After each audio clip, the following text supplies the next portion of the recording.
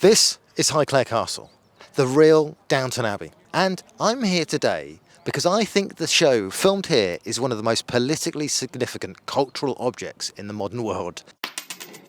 At the turn of the 20th century, a quarter of the British population lived in poverty. How does a show set entirely within that world, and not just depicting that world, but adoring it?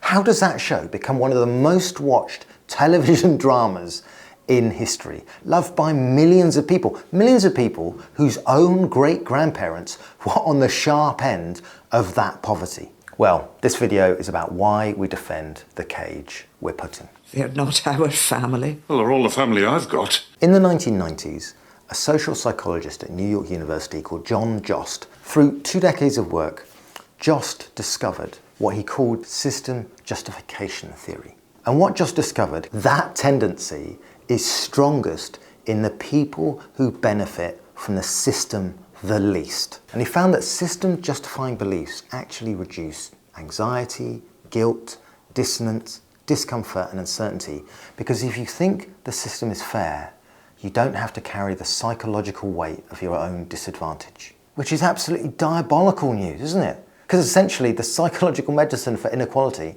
is believing that society is fair. So here's what's interesting about Downton Abbey. Downton is actually quite an intelligent piece of work. It really does have its eye on class. Funny our job, isn't it? What do you mean? Way we live with all this pirates hoard within our reach, but none of it's ours. And it also actually shows economic precarity. It acknowledges it. Like, these people downstairs are trapped. You can see that, you feel it. So the show actually lets us look at it, that world, from the vantage point of the present, and then actually proposes a solution. The solution that Downton offers is humanity. And it's a bit twisted because it tells you that we can tolerate a world of wealth and class difference and inequality as long as there's humanity in it, which, as John Jost might say, is a very modern, very seductive form of system justification. And I'm not saying that Downton is a conspiracy. Like the writer Julian Fellowes, he didn't sit down to write propaganda. But the show's emotional logic does exactly what Jost describes. It makes the system feel legitimate.